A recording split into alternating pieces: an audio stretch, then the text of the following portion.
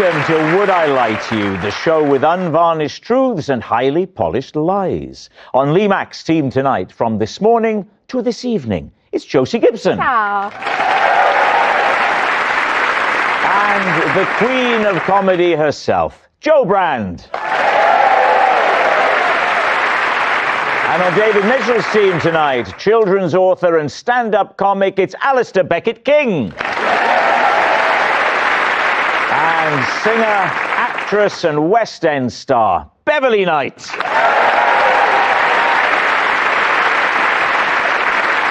We begin with round one, Home Truths, where our panellists read out a statement from the card in front of them. To make things harder, they've never seen the card before. They have no idea what they'll be faced with. It's up to the opposing team to sort the fact from the fiction. And Josie, you're first up. Right, okay. I once rode my horse to the post office, but when I came out, he'd been given a parking ticket. David's team. Where did this happen? This happened in my local village in Acton, and I was actually in a horse and cart. And when was this? This was about 1874. This was 2009. Have you traded the horse in now you're on TV? It's a bit sensitive because he died. Oh, Alistair. That's your fault, Alistair. You know. And how far was the post office from home? About a 25-minute drive. It's not too far. It's only a few miles. You can't go too far on a cart. It would only be like 5 minutes in a car, but on a cart, it's about 25 minutes. Can I just ask you, only 5 minutes in a car, but on a car, it's... It would only be a 5-minute drive in a car. Yes. But on a cart... Cart? A cart. Please try and stress the T just a little bit more. On a horse and cart. Yes. It took a little bit longer. So you had a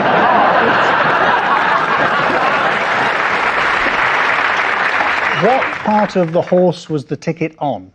It wasn't on the horse as such. It was actually on the cart. And is it a big industry these days, horse and cart training? Horse and cart is hard to say. Yeah, certainly. Is horse... Just so you know, she was told to pronounce the T's. You might want to drop them when they don't exist. Right. Previously, you've never got a ticket?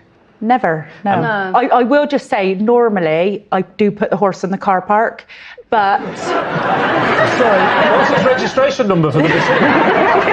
J-E-T, Jet, his name was.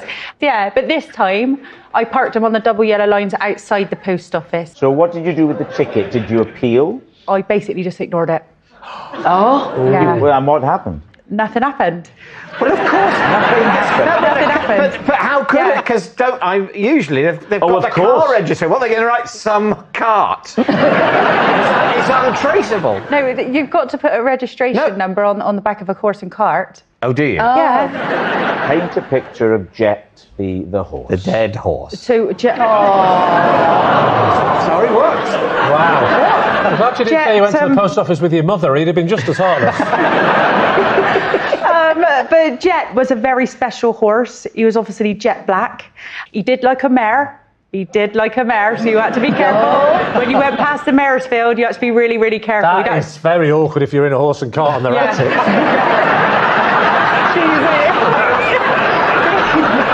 You're like a free rocket horse, wouldn't it? Be great.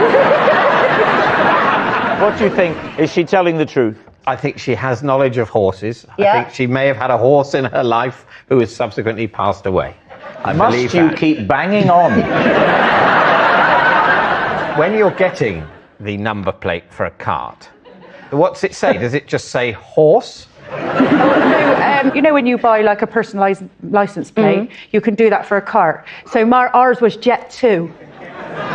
Oh my God, was there another one that died as well? No. We called him Jet 2 after the airline. Oh, I see. Should have called him Virgin for when he's going past the mares. Right, what do you think? Time to decide. I think there's a whole bunch of truth, but the central thing I don't think is true. What do you think? I think it's true. You think, You think so? it's true? I completely believed it until the thing about the number plate. Okay. On you. I think it's a lie. Okay, they think it's a lie. Josie, was it a lie or were you telling the truth? I can confirm that it was a lie. Yes, it's a lie. Josie's horse didn't get a parking ticket. Alistair, you're next. For several years, I regularly wore a wizard's hat. Please, T. Shall we just kick off with why? Oh, I was going to say, is it a euphemism? For what?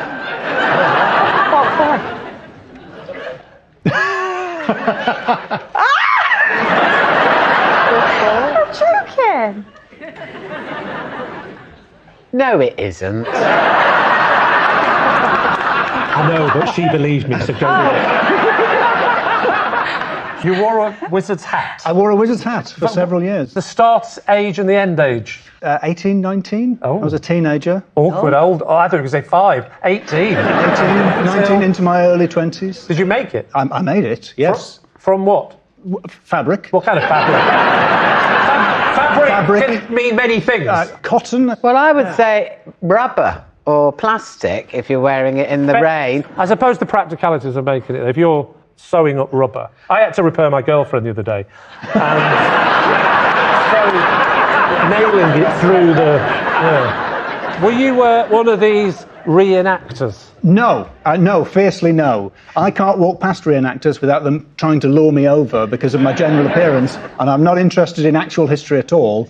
I'm interested in wizards and that. To be fair, to be a reenactor in a wizard's hat, there would have to be a historical event that had involved wizards. So you'd be amazed there aren't that many. No. Battle of Hastings, number of wizards present, zero. How would people react to you when they saw you in the street, Alistair? They were largely negatively. White van driving men were not enthusiasts for the. They would say things like, "Oh, the circus is in town," which is, I know, because there's no wizards in the circus. There's clowns. It doesn't even make sense, but by the time I've said that, they've gone. They're away. A white van driver would not go, "Oh, there's a circus in town." They would use one word only. And we're all thinking it. I'm paraphrasing. Now, Alistair, while all this was going on, what did your girlfriend make of it? She hated the wizard's hat. Well, that was my polite way of inquiring whether you had a partner, and you've surprised me. She wasn't enthusiastic about the headwear. And you were adamant that you were going to stick with it, though. I stuck with it until it became, I would say, morally untenable to wear the hat. Morally? Morally? Oh. Why morally? Towards the end of the hat era, I had a neighbour who was a short guy, not a tall guy. And I'm pretty tall. The image we created together in the streets, it had a Middle-earthian vibe. Like he was looking for a ring. Did the hat give you any powers? I think we know the answer to that, don't we?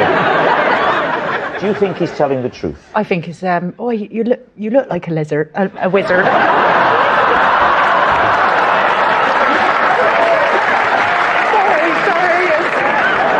I'm going to cry myself to sleep underneath a light bulb tonight. Joe, what do you reckon? I think none of it is convincing, which is why I think it's true. Interesting. Okay, we'll say it's true. Okay, they're saying true, Alistair. Was it true, or was it a lie? It was the truth. Yes, it's true. Alistair used to wear a wizard's hat. Beverly, you're next. For my 40th birthday, David Bowie gave me 40 boxes of tea bags. Please, T. Well, it's clearly a lie, because you're definitely not 40. You look about 56. You don't look 40. No. So what did David Bowie give you?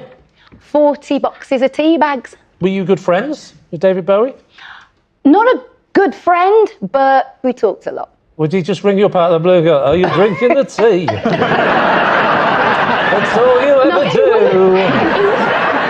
Did he wrap the tea up like it was a birthday present? You just got the boxes? Was there a note? Was it? A card or a note? What did the card say? I think you'd like these, Uncle D. Sounds a bit sinister. Did you ever meet him, Joe? Yeah. In which circumstances? Sleeping with him. Blimey. Moving on. I think you'll like this, Uncle D.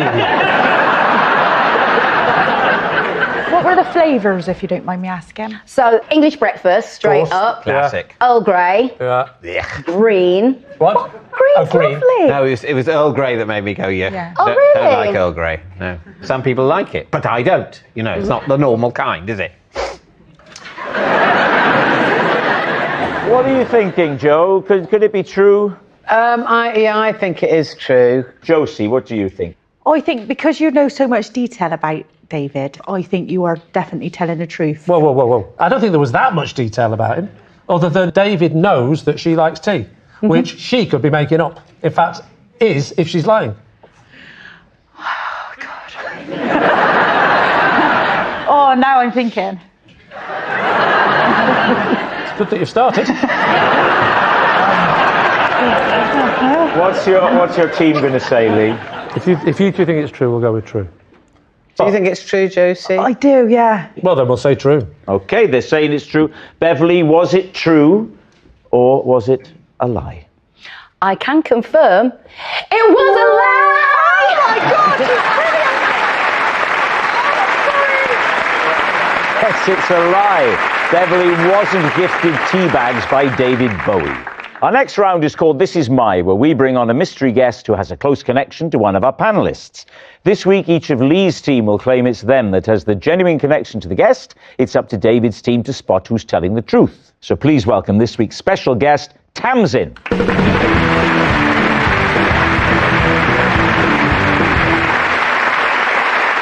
So, Joe, what is Tamsin to you? Well, this is Tamsin, and when she got married, I mistook her husband for her dad. Right. Josie, how do you know Tamsin? This is Tamsin, and because of me, she never got to go to an Oscars party. Right. And finally, Lee, your relationship with Tamsin. This is Tamsin. She's the GP who caught me using her stethoscope to listen through the walls of her surgery. So there we have it. David's team, where will you begin? All right, Joe. So, David. why were you at this wedding? I wasn't attending the wedding. I was staying in the hotel where the wedding was. Oh, right. And so I was asked by someone at the wedding if I could have my picture taken with the bride and groom. Yeah. Where are we, Joe? In kind of North Kentish. And what were you doing there? Were you having a little break? I was having a break and an affair at the same time. So how aged was the husband that you thought, no, he can't be the groom, he must be the father? Like 20 years older, 30 years older to me. So I said to him, is this like your first daughter to get married or just something to... Oh. Yeah, I know, just to sort of get the conversation going. And there was kind of like quite an embarrassed silence.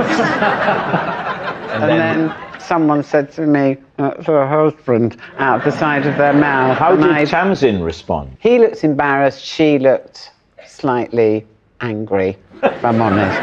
Describe the scene of this photograph. People sitting round, drinking. But this is after the meal and the speeches, and not in the room where the David, tables I would be. didn't get a rundown of the order I'm of sorry their to wedding. I'm sorry to press you. I'm only doing it just in case you're lying. If you were just telling me this story under other circumstances, I wouldn't be pushing for this detail. Do you know what, David? I think you would. Well, I've seen you round my house having a cup of tea and this kind of chat. Yeah. I mowed the lawn yesterday. Ah, OK, prove it. Did you make it up? Did you leave on good terms? Well, I apologised, yes. But Do you offer her tickets to one of your shows? No, because I always view that as more of a punishment for young people. How long ago was this? 3 or 4 years ago. And would you say you've stayed in touch with Tamsin since then? What do you think? I just think she would be very hard to track down for this programme. Well, all you'd need is the date you were at the hotel and just ring the hotel. There was a wedding on, remember? No, that's pretty impressive. Yeah, I haven't thought of that. How do you do it?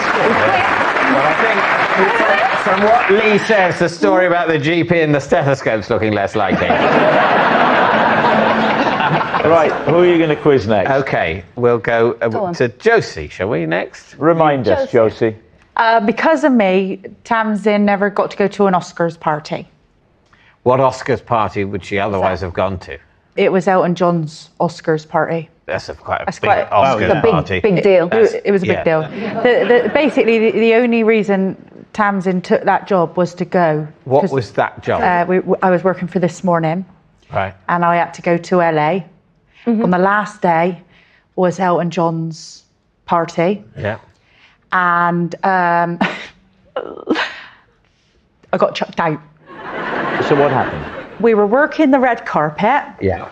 and then Elton John's right-hand woman Yeah. said, "Oh, we're big fans of This Morning. Here you go. Here are 3 wristbands." Our cameraman was there, and I went, "Oh, thank you very much." So where does Tamsin come into it? Tamsin's my producer. Right. So then Tamsin said to me, Yep. "Hold these wristbands. I'm just going to go and put the camera equipment in the car." So I started twiddling with the wristbands. And I was twiddling with the wristbands, and as I was twiddling with the wristbands, they were getting smaller and smaller and smaller. And then I was like, "Oh, God, that's not going to fit on my wrist." So instead of doing anything about it, I put that one in my pocket and then started twiddling with the other one. So I twiddled and twiddled and twiddled, and it got really small. So I put that one in my pocket as well. And I thought, "Oh no, they're not going to fit on anyone's wrists here." Is this the plot of Alice in Wonderland? So then Tamsin comes back. So Tamsin and our cameraman did take a long time to put everything in the car. Right. So then they Could came have probably back. done with an extra pair of hands. They Just- told me just to saying. wait there. You know, I'm a game player. I'm one of the crew. And then think you mean a team player? team player. Yeah. Yeah, a game player is something else. You really don't want that in your team. She's a bit of a game player, that Josie. So the team comes back. Yeah, the team comes back. I said, "Oh, Tams, you never guess what I've done? I've made the wristbands so small that they cannot fit on our arms." So we had to go to the front, and I said to him, "Excuse me," I said, "we've made our wristbands too small to put on our arms. Could we We've have..." made our wristbands too. Well, she's a team player. So could we possibly have 3 more wristbands so they can fit on our arms and everybody knows that we're allowed in Elton John's party? And the woman went, "What's your name?" And I went, "It's Josie Gibson." And she went, "Your name's not on the list." Get out! Like that. Oh, there's a big dip in plausibility there. Yeah. So Tamsin must have been furious with you. Oh my God, Tamsin was so furious. It was unreal. So where did you go back to? We went back to the hotel, really nice hotel. Oh, Lovely. which one? It was lovely. It was called the Hollywood something. Ah, right. Yeah. I'll be honest, Tamsin went right with me for about 2 years. Oh, 2 years. Yeah, Right. And then what made her get over it? probably bringing her here. So this experience has eclipsed her hopes for Elton John's. I'm hoping. Josie, just so you know, there's drinks in the green room afterwards. Yeah, but she's not invited. Now, what about Lee? Something to do with a stethoscope. This is Tamsin. She's the GP who caught me using her stethoscope to listen through the walls of her surgery. Ah, well, what was this sequence of events, Yeah. Lee? I wasn't feeling very well. Oh, right. I went to my local GP, and I'm very fortunate that my local GP could fit me in that day. Because there'd been all a of- cancellation. Oh, I see. And we know very what that lucky. means. A death.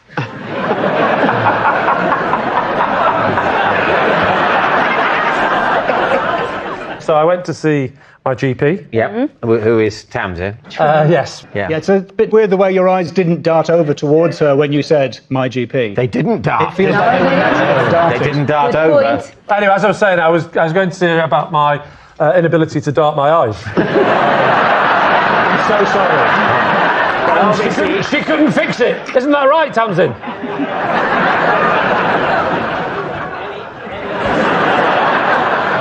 Well, let's together invent the next bit. David, you go first. Okay, so you walk into the consulting room. Yes. But Tamsin isn't there. She's hopped out of the window. No. Okay, sorry. She jumped out the window. Okay. No, so I went in. She said, "I'll give you a quick checkup," and she got her stethoscope out and she checked my heart. I said it's the other side, but you know she's new. And the bit I've missed out, the very Yes. important bit I missed out, is that none of this happened. No, the bit that I missed out was that Yeah. in the waiting room, Yeah. I saw a man look at me, and he gave You me. must have been looking at him then, to be fair. Well, I could look at him because he was over there. I couldn't dart my eyes. And he looked at me in a way that made me think, is he sort of giving me the nod of you're the guy off the telly, or is he giving me the nod of you're the dad from the playground? How did know. that mild social anxiety translate into theft and eavesdropping? Right, it wasn't theft because I didn't take it from the building, and as you know, you can't get done for shoplifting by putting it in your pocket. You have to walk out the door, and trust me, I know. You can stuff as many sweets in your pocket. They can't do anything about it. You have to exit the building. I don't think you're allowed to eat them going round, admittedly, but... Even though they're, in molecular terms, still in the building. Correct. If you've stayed there long enough that you've digested them, ejected them, left that in a corner, they can't do touch you. you. They can't. And in fact, they don't want to touch you, I find. What prompted you to pick up this stethoscope? Yeah. We have the consultation. I hear a knock on the door. There's a chat about something, and she needs to go next door. And as the door is open, they call out a name, and it's your man. All three of them go into the room, Right. and I'm sure that I heard the word Lee. So I thought I'll have a proper listen, right? And I saw the stethoscope in wall. Listen. But it was too muffled to hear it properly. And of course, I'm doing all that, moving around the room a bit like that. I moved a bit too far around. I went next door and examined the patient. And went back in again. And, oh no, I think this horse has gone, I'm afraid. And then I just sort of, and then she came in. She's back in, isn't she? What happens? Says what? She said, "What are you doing?" And I said, "What?" Sorry. I was panicking, I had to think on my feet. I just said, I've got some terrible news. I think your wall's dead. All right, we need an answer. So, is Tamsin Joe's bemused bride, Josie's frustrated friend, or Lee's dismayed doctor? I think whenever we describe Tamsin's aged, repulsively elderly husband, there is a reaction in her face that says, I live with this man, he is my husband. But remember, Joe said she was annoyed. I think that's someone who would have been amused if Joe had mistaken the groom for her father. But we can only imagine how elderly he is. We don't know. He was supposed to be here tonight, but we haven't got a ramp.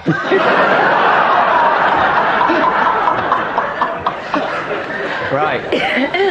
Lee's story? I think it's less embarrassing to not recognise someone than it is to borrow a piece of medical equipment. I must say, there's a lot of plausibility to Josie's story Yeah. for me. You described a sort of wristband that you could, as it were, put beyond use just by So that's, fidgeting that with is it. a thing. Well, I'm deeply lost. But I think I you think two so. think it's Joe.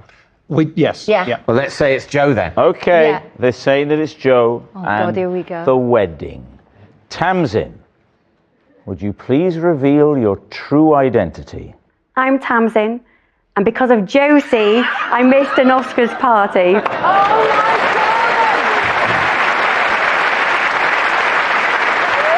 Yes, Tamsin is Josie's frustrated friend. Thank you very much, Tamsin. Oh, you forgive me now. You forgive me. Which brings us to our final round, quickfire lies. And we start with... It's David. Age 7, if I'd been a good boy, every Sunday I was allowed to sit at the head of the table and drink my milk from a wine glass. Who's team? If this isn't true, I'm starting to think they might be stereotyping us. Were you particularly delighted to be able to drink your milk from a wine glass? Particularly delighted, pretty much nails it, yeah. What would constitute good behaviour, or perhaps more interestingly with you, what would constitute bad behaviour? To be honest, I was pretty conventional. You know, I didn't break rules, but sometimes I was, if you can imagine this, you know, not very good company. You know, I'd moan and I'd say, oh, do I have to, and that sort of thing. So you were a bad boy if you said, I'm quite enjoying saying you're a bad boy. Well, that's a bad word. You're a bad boy. A naughty boy. Bad boy. And would you be served? Like the matron D would say, would you like to have a look at the... I'd look at the milk list. No, I wouldn't be served, but I would just... You're allowed to drink from the wine glass. Because that's what they did, the grown-ups. Yes. And you've got siblings, of course. I didn't at that point. Ah, okay. Because he's 8 years younger than me, so at that point he was -1. Oh, so there was... That's sort of around about the conception time. You don't want to be thinking about that. Well... and yeah, there was... They used to pour you the milk like that and say, you enjoy your milk. I would sip the milk, and then I'd wake up 4 hours later with my plate on the table, and my parents would come into the room smiling. I can imagine him with a little baby sham glass, like with a little pinky out like that, drinking his with milk. His what out? With his little pinky. Oh, right. Because he was very much in danger then of being a bad boy, wasn't he? I think we'll have that glass of milk back, don't you, David? OK, time to decide. You're not having it. No, I'm not having it. And you are having it. Well, I don't know about that, but yeah. But you believe him? Yeah. I will go with Josie and say it's true. OK, they're saying it's true. David, was it true or was it a lie? It was a lie. Oh, yeah, you were right. It's a lie. David didn't drink milk from a wine glass. That noise signals time is up. It's the end of the show, and I can reveal that David's team has won by 3 points to 2. Thanks for watching. We'll see you next time. Good night. A whodunit mystery for students. Turn detective and solve the story with BBC Bite Size. Go online now. And heavy is the head that wears the cloak. Now their fate has been left to chance. Don't go anywhere. The Traitors' final is next.